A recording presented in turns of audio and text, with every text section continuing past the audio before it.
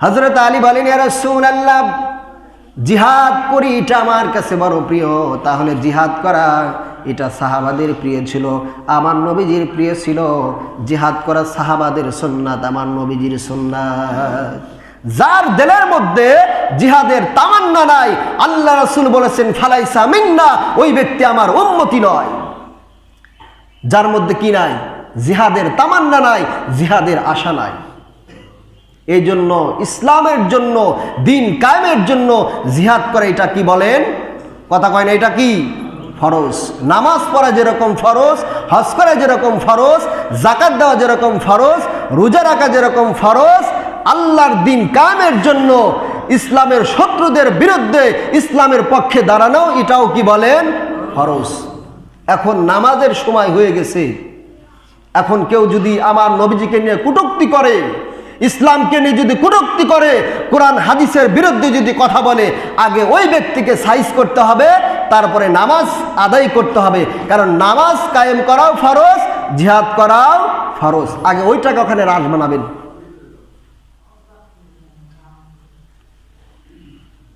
আমাদের অন্তরটা এমন হয়ে গেছে, কেউ যদি অন্যায়ভাবে আমার মা বাবাকে গালি দেয়, বলেন তো কেমন লাগবে? কথা কয় না, কেমন লাগবে? খারাপ লাগবে না? আমার পক্ষ থেকে যতটুকু সম্ভব কি করব? আমরা প্রতিবাদ করব। কিয়ামতের ময়দানে নিজের মা সন্তানকে পরিচয় দিবে না, বাবা পরিচয় দিবে না, কেউ কারো উপকারে আসবে না। যেই দিন আমার আপনার নবী, মায়ার নবী, রহমাতুল্লিল আলামিন, শুধুমাত্র নিজের সন্তানের কথা নয়, মেয়ের কথা নয়, বাবার কথা নয়, শুধুমাত্র তার উম্মতের জন্য 50,000 বছর সিজদায়ে মাহমুদের মধ্যে পড়ে থাকবেন। আজ সেই নবীজিকে নিয়ে কত মানুষ কটূক্তি করে, সেই নবীজিকে গালি দেয়। আজ আমরা সেই নবীজির উম্মত হয়ে, সেই নবীজির উম্মত হওয়ার পরেও আমাদের মধ্যে প্রতিবাদের কোনো চিন্তা নাই। কথা কোন ঠিক কিনা? তাহলে আমরা কেমন নবীর উম্মত বলেন? এই জন্য কবি বলেছেন, ছাগলের মতো 100 বছর বাঁচার চাইতে সিংহের মতো 1 মিনিট বেঁচে থাকা আল্লাহর কাছে অনেক বড় প্রিয়। এই জন্য আসুন, যে কথাগুলো বললাম, আল্লাহ রাব্বুল আলামিন আমাকে এবং আপনাদেরকে আমল করার তৌফিক দান করুন। সকল আলহামদুলিল্লাহিল আকরামিল্লাযী খালাকাল ইনসানা ওয়া কাররামা ওয়া আল্লামাহু মিনাল বায়ানি মা লাম ইয়ালাম ফাসুবহানাল্লাযী লা ইহসা ইমতিনানুহু বিল লিসানি ওয়ালা বিল কলম নশহাদু আল্লা ইলাহা ইল্লাল্লাহু ওয়াহদাহু লা শারীকা লাহু الذي أرسله بالحق بشيرا ونذيرا وداعيا إلى الله بإذنه وسراجا وقمرا منيرا فقد قال الله تعالى في كلامه المجيد وفي الفرقانه الحميد সবাই পড়ুন আউযু বিল্লাহি মিনাশ শাইতানির রাজীম বিসমিল্লাহির রহমানির রহিম কুল ইন কুনতুম তুহিব্বুনাল্লাহা ফাত্তাবিউনি ইউহিব্বুকুমুল্লাহ ويغفر لكم ذنوبكم والله غفور رحيم وقال رسول الله صلى الله عليه وسلم الدنيا مزرعة الآخرة وقال الله تعالى إن الله وملائكته يصلون على النبي يا أيها الذين آمنوا صلوا عليه وسلموا تسليما সকলে মোহাব্বতের সঙ্গে দরুদ ইব্রাহিম পড়ি আল্লাহুম্মা সাল্লি আলা মুহাম্মাদিন ওয়া আলা আলি মুহাম্মাদ কামা সাল্লাইতা আলা ইব্রাহিম ওয়া আলা আলি ইব্রাহিম ইন্নাকা হামিদুম মাজিদ اللهم بارك على محمد وعلى آل محمد كما باركت على إبراهيم وعلى آل إبراهيم إنك حميد مجيد الحمد لله লাখো কোটি শুকরিয়া সেই মহান তাবারক তাআলার জন্য যিনি আমাকে এবং আপনাদের অত্যন্ত ভালোবেসে দুনিয়ার সমস্ত কাজ থেকে ফারিক করে আল্লাহ সুবহানাহু ওয়া তাআলার নিকট যে জায়গাটুকু সবচেয়ে বেশি দামি সেখানে আসা এবং বসার তৌফিক দান করলেন। এজন্য আমরা সকলেই খুশি না বেজার, কম না বেশি? তাহলে সকলেই প্রাণ উজাড় করে আকাশ বাতাসকে মুখরিত করে সেই মহান তাবারক তাআলার শুকরিয়া আদায় করি আলহামদুলিল্লাহ। আরো জোরে বলে আলহামদুলিল্লাহ। লাখো কোটি দরুদ সেই মহামানবের প্রতি, সেই নবীর প্রতি, সেই রাসূলের প্রতি, সেই নেতার প্রতি যে নবীজির আদর্শের মধ্যে রয়েছেন ইহকাল এবং পরকালের মুক্তি। সকলেই সেই নবীর প্রতি দিল থেকে শিরিক মুক্ত বিদআত মুক্ত দরুদ প্রেরণ করি। সকলেই বলি সাল্লাল্লাহু আলাইহি ওয়াসাল্লাম। সম্মানিত হাজিরিন, কোরআনুল কারীমের 3 নম্বর পারা 3 নম্বর সূরা সূরাতুল আল ইমরানের 31 নম্বর আয়াতে কারিমা তেলাওয়াত করেছি। রাসূল পাক সাল্লাল্লাহু আলাইহি ওয়াসাল্লামের অসংখ্য অগণিত হাদিসের মধ্য থেকে ছোট্ট একটি হাদিস পাঠ করেছি। আল্লাহ তাআলা যদি তৌফিক দান করে এবং আপনারা যদি আমার জন্য দোয়া করেন, এই আয়াতে কারিমা এবং হাদিসের উপরে দু একটি কথা বলবো। আল্লাহ সুবহানাহু ওয়া তাআলা সেই তৌফিক দান করুন। সকলে বলে আমিন। আরো জোরে বলে আমিন। বিগত সপ্তাহে আমরা একটি লম্বা হাদিস শ্রবণ করতেছিলাম। হাদিসটি ইবনে হাজার আসকালানি রহমতুল্লাহ আলাইহি তিনি উল্লেখ করেছেন। মসজিদে নববীর মধ্যে উপবিষ্ট জলিল কদর সাহাবী, বড় বড় সাহাবী সহ অধিকাংশ সাহাবী মসজিদে নববীর মধ্যে সকলেই একত্রিত বসে আছেন। ইতিমধ্যে হুজুরে আকরাম সাল্লাল্লাহু আলাইহি সাল্লাম আগমন তাশরীফ করলেন। উপস্থিত সাহাবীদেরকে বললেন, আমি নবীজির কাছে আল্লাহ তাআলা যত নিয়ামত দান করেছেন, যত নিয়ামত,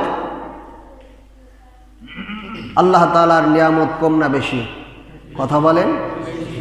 অনেক নিয়ামত। আল্লাহ তাআলা কোরআনুল কারীমের সূরাতুর রহমানের ভিতরে একই আয়াত প্রায় 23 থেকে 24 জায়গায় উল্লেখ করেছেন। ফাবি আইয়ি আলা'i রাব্বিকুমা তুকাযযিবান। আল্লাহ তাআলা এক একটা নিয়ামতের কথা বর্ণনা করে আল্লাহ বলছেন, এক একটা নিয়ামতের কথা বর্ণনা করে বলছেন ফাবি আইয়ি আলা'i রাব্বিকুমা তুকাযযিবান। হে বান্দারা, তোমরা আমি আল্লাহ তাআলার কোন কোন নিয়ামতকে তোমরা অস্বীকার করবে?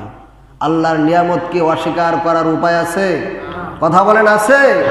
নাই। আল্লাহর অফুরান্ত নিয়ামত, যেদিকে তাকাবেন সেদিকেই আল্লাহর নিয়ামত।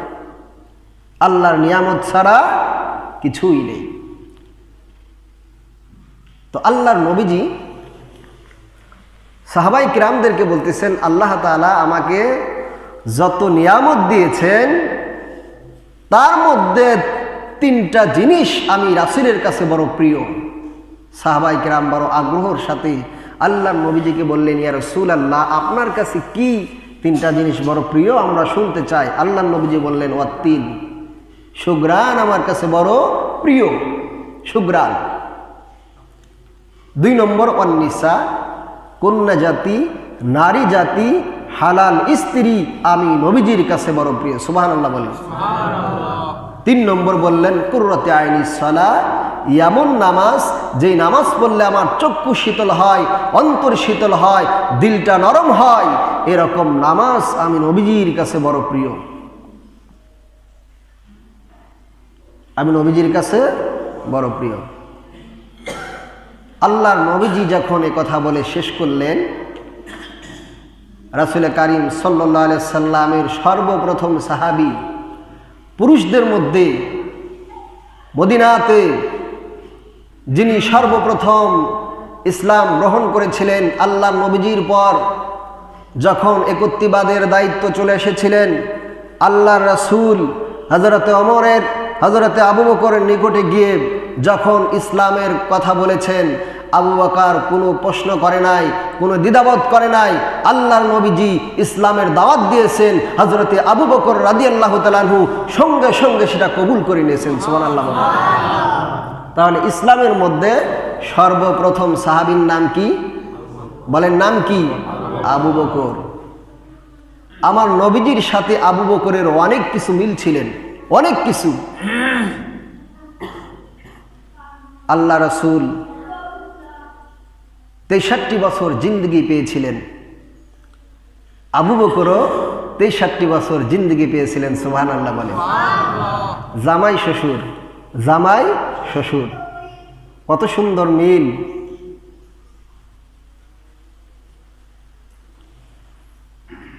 তো আবু বকর যখন ইসলামের দাওয়াত দিতে গিয়েছেন, আবু বকর কোনো ইশকাল করে নাই, কোনো বাহানা করে নাই, ছলছতরি করে নাই। আল্লাহ রাসূল দাওয়াত দিয়েছেন, আবু বকর সঙ্গে সঙ্গে কবুল করে নিয়েছেন। সুবহানাল্লাহ। সেই আবু বকর বলতেছেন, হুজুর, আপনার কাছে যেরকম 3টা জিনিস প্রিয়, আমি আবু বকরের কাছেও 3টা জিনিস বড় প্রিয়।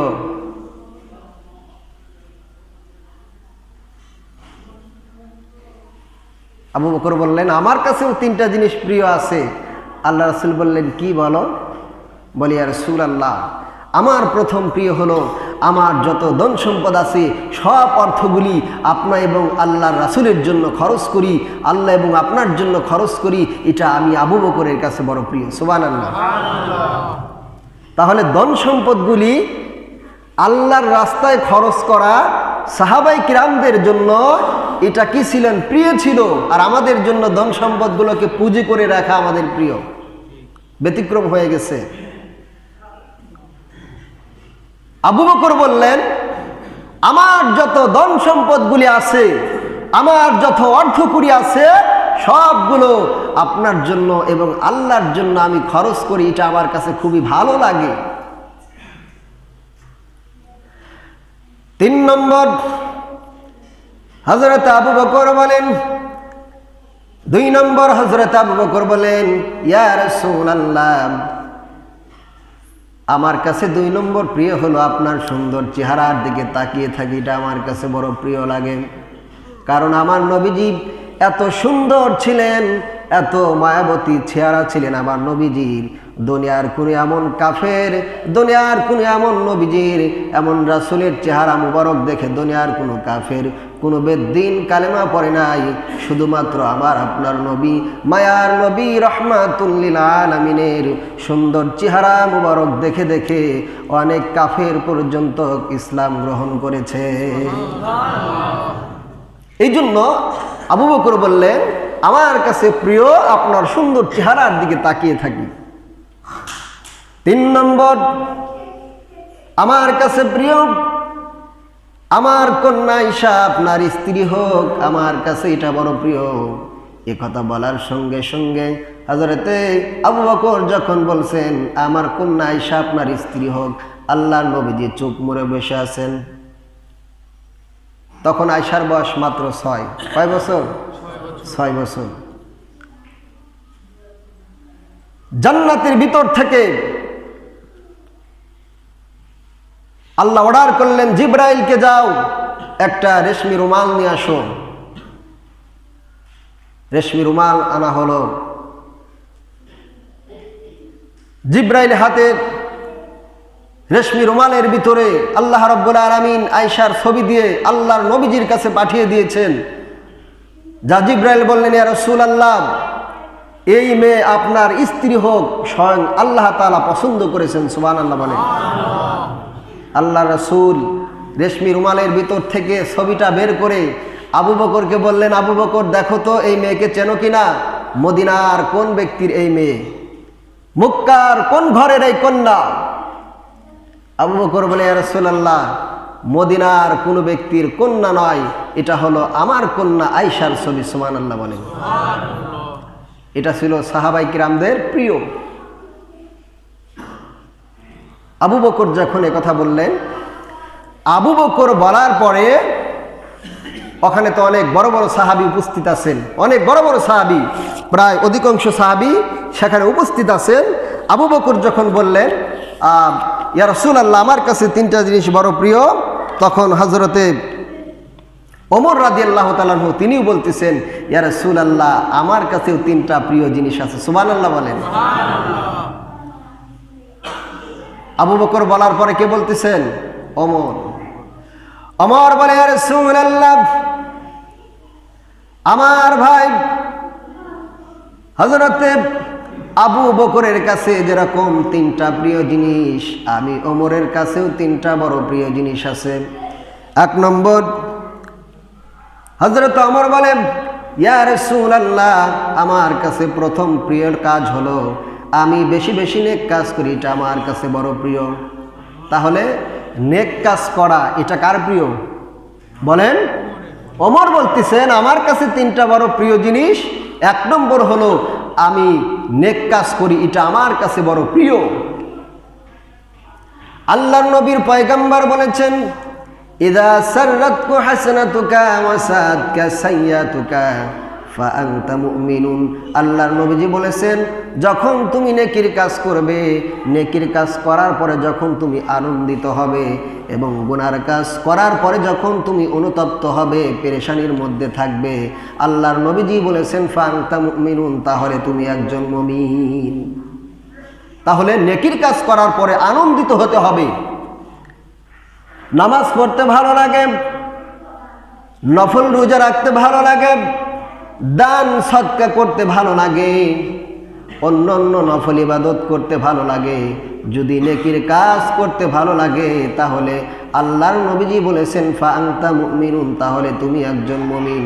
আর যখন কোনো গুনার কাজ করার পরে নিজের মধ্যে পরিবর্তন আসবে, পেরেশানি আসবে, টেনশন কাজ করবে, অন্তরের মধ্যে কম্পন সৃষ্টি হয়ে যাবে, আল্লাহ রাসূল বলেছেন ফাআনতা মুমিনুন, তাহলে তুমি একজন মুমিন। সুবহানাল্লাহ বলেন।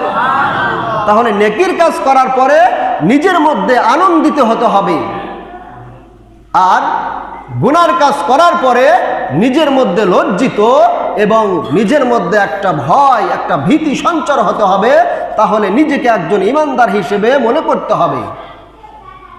এই জন্য হযরত ওমর বললেন, ইয়া রাসূলুল্লাহ, নেক কাজ করা এটা আমার কাছে বড় প্রিয়। 2 নম্বর ওমর বললেন, আমার কাছে 2 নম্বর কাজ হলো অন্যায়ের প্রতিবাদ করা। কি?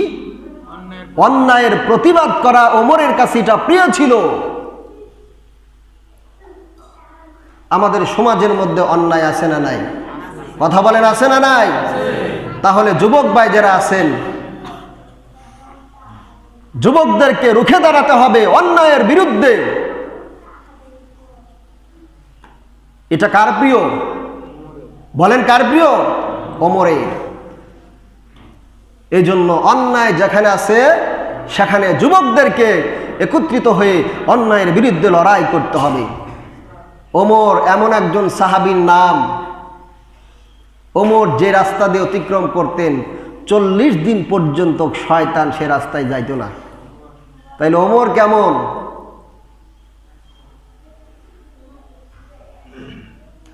আল্লাহর নবীজি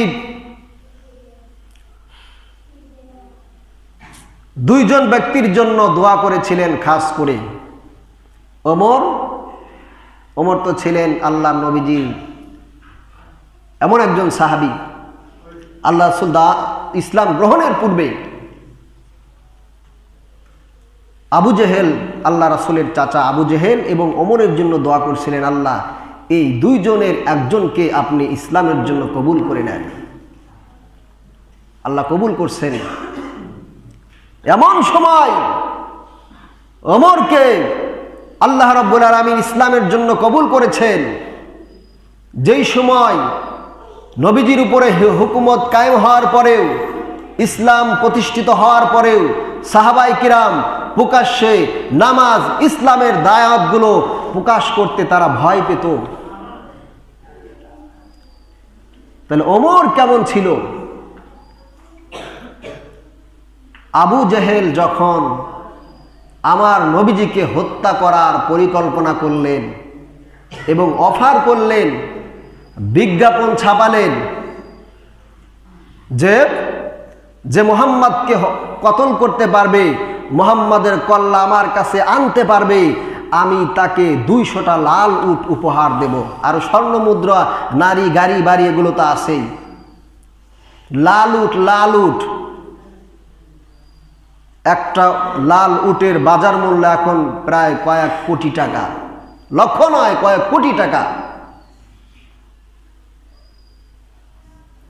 সেই লাল উটের অফার করল। তখন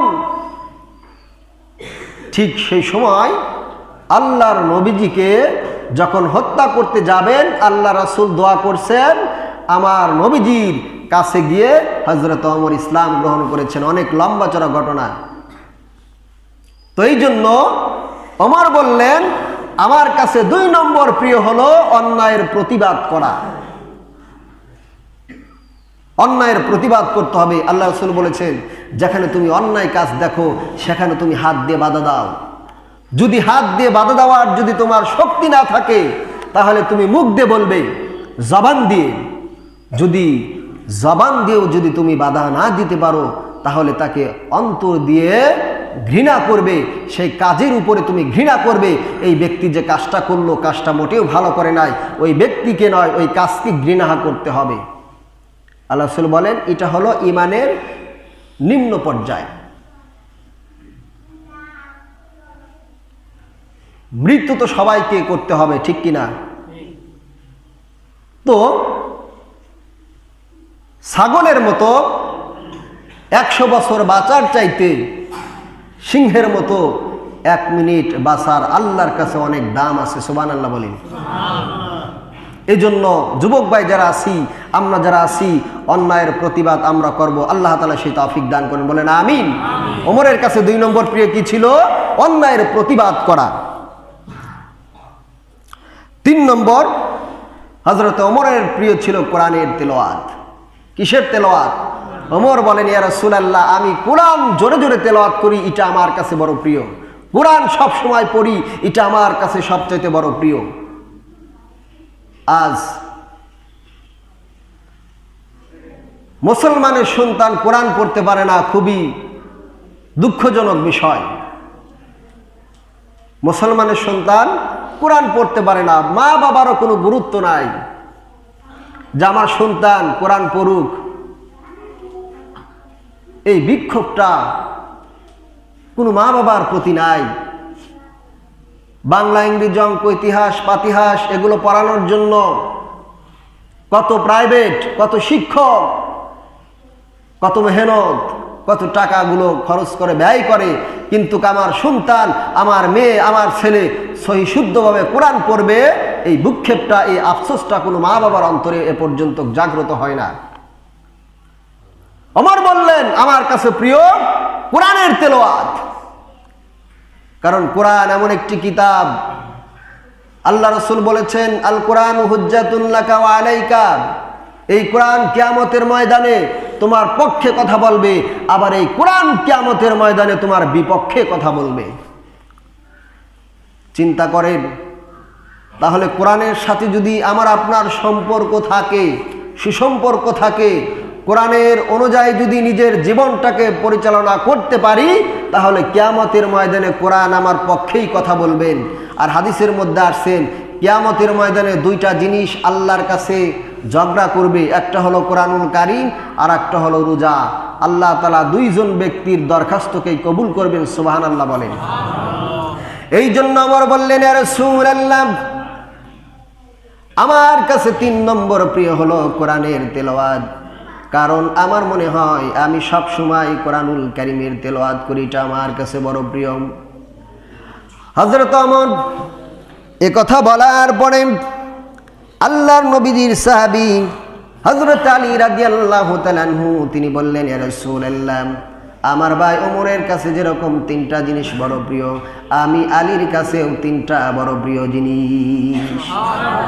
এবার আলী বলতেছেন আমার কাছেও 3টা প্রিয় জিনিস আছে। আল্লাহর নবীজি বললেন ও আমার সাহাবী আলী, তোমার কাছে কি 3টা জিনিস বড় প্রিয় তুমি বলো।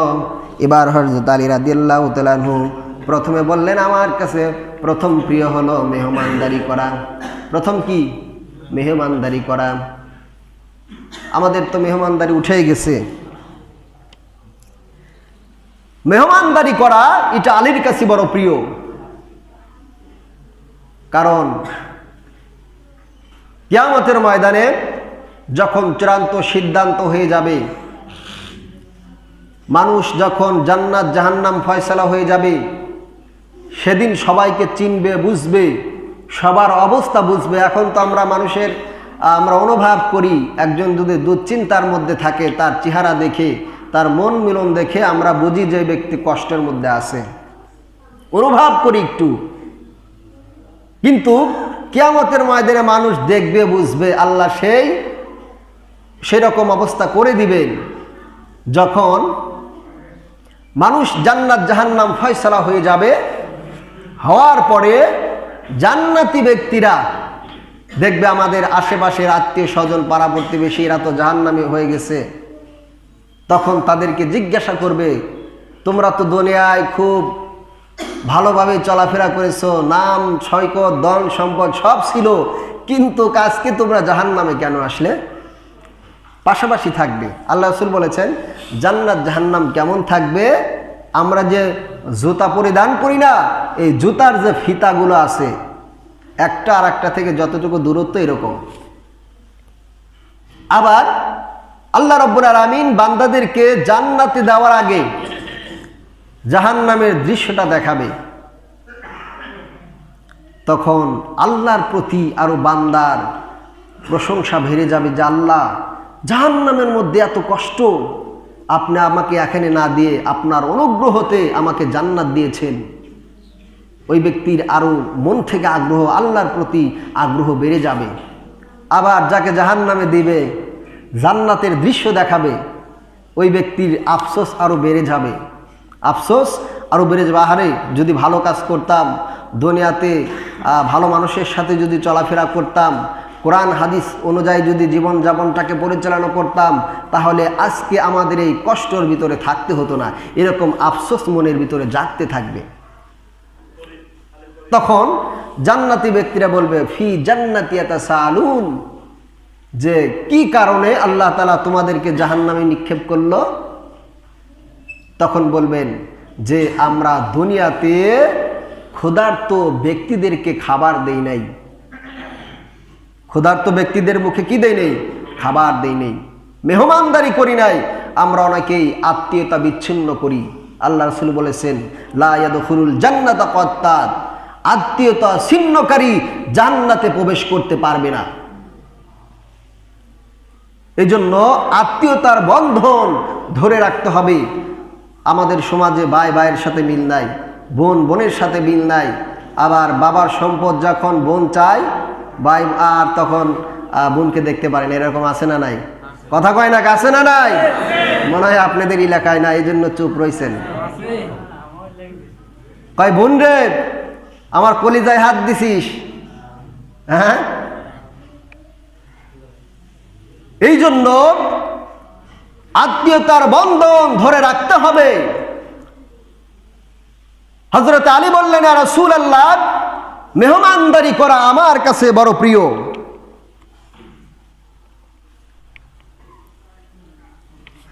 দুই নম্বর হযরত আলী বললেন, ইয়া রাসূলুল্লাহ, দুই নম্বর আমার কাছে বড় প্রিয় গরমের দিনে রোজা রাখা। গরমের দিনে নফল রোজা রাখা আমার কাছে বড় প্রিয়। আল্লাহর নবীজি সপ্তাহে 2টা রোজা রাখতেন, সোমবার এবং বৃহস্পতিবার। সাহাবায়ে কিরাম জিজ্ঞাসা করলেন, ইয়া রাসূলুল্লাহ, আপনি সোমবারের দিন কেন রোজা রাখেন? আল্লাহর নবীজি বললেন, এই দিনে আমি জন্মগ্রহণ করেছি, এই জন্য আমার জন্মের শুকরিয়া তান, আমি আল্লাহর শুকরিয়া তান এই সোমবারের দিন রোজা রাখি। সুবহানাল্লাহ বলেন। তাহলে সোমবারের দিন রোজা রাখা এটা আল্লাহর নবীজির সুন্দর একটা সুন্নাত। সাহাবায়ে কিরাম জিজ্ঞাসা করলেন, সপ্তাহের 6 দিনে কেন আপনি রোজা রাখেন? বৃহস্পতিবারের দিন আপনি কেন রোজা রাখেন? আল্লাহর নবীর পয়গম্বর বললেন, ও আমার সাহাবীরা, একটা বান্দা যখন 6 দিন 7 দিন ইবাদত করেন, আল্লাহ রাব্বুল আলামিন প্রত্যেক সপ্তাহের বৃহস্পতিবারের দিন আসর নামাজের পরে মাগরিব নামাজের পূর্বে ওই বান্দা বান্দির নেক আমলগুলো আসমানে উঠানো হয়, নতুন খাতায় লিপিবদ্ধ করা হয়। এই জন্য আমি নবীজি বৃহস্পতিবারের দিন রোজা রাখি। এই জন্য বৃহস্পতিবারের দিন রোজা রাখলে বান্দার আমল নামাগুলো আসমানে উঠানো হয়। আমার আমলটা যদি রোজা অবস্থায় আল্লাহ তাআলার দরবারে যদি ওঠে, তাহলে আল্লাহ তাআলা আমাকে মাফ করে দিতে পারেন। সুবহানাল্লাহ। এটা ছিল আলীর 2 নম্বর প্রিয়। বলতেছেন, ইয়া রাসূলুল্লাহ, গরমের দিনে আমি রোজা রাখি, এটা আমার কাছে বড় প্রিয়। 3 নম্বর হযরত আলী বলেন, ইয়া রাসূলুল্লাহ, জিহাদ করি এটা আমার কাছে বড় প্রিয়। তাহলে জিহাদ করা এটা সাহাবাদের প্রিয় ছিল, আমার নবীজির প্রিয় ছিল। জিহাদ করা সাহাবাদের সুন্নাত, আমার নবীজির সুন্নাত।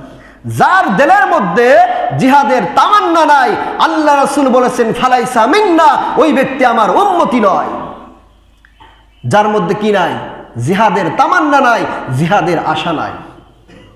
এই জন্য ইসলামের জন্য, দিন কায়েমের জন্য জিহাদ করে, এটা কি বলেন? কথা কয় না, এটা কি ফরজ। নামাজ পড়া যেরকম ফরজ, হজ করা যেরকম ফরজ, যাকাত দেওয়া যেরকম ফরজ, রোজা রাখা যেরকম ফরজ, আল্লাহর দিন কায়েমের জন্য ইসলামের শত্রুদের বিরুদ্ধে ইসলামের পক্ষে দাঁড়ানো, এটাও কি বলেন? ফরজ। এখন নামাজের সময় হয়ে গেছে, এখন কেউ যদি আমার নবীজিকে নিয়ে কটূক্তি করে, ইসলামকে নিয়ে যদি কটূক্তি করে, কোরআন হাদিসের বিরুদ্ধে যদি কথা বলে, আগে ওই ব্যক্তিকে সাইজ করতে হবে, তারপরে নামাজ আদায় করতে হবে। কারণ নামাজ কায়েম করাও ফরজ, জিহাদ করাও ফরজ। আগে ওইটাকে ওখানে রাজ বানাবেন।